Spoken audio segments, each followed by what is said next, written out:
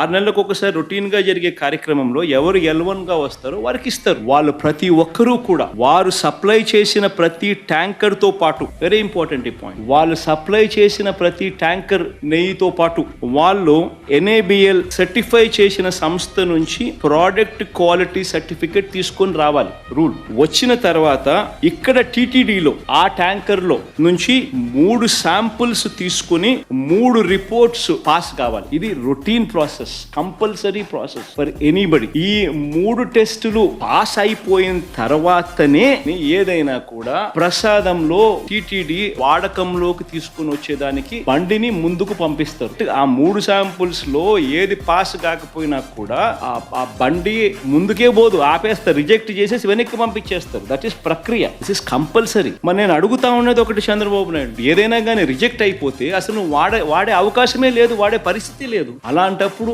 అది వాడారని, అవి నాసిరికమని, animal fat అని ఇలా రకరకాలుగా చెప్పడం అబద్ధాలు కాదా, ధర్మమేనా, న్యాయమేనా అని అడుగుతాం.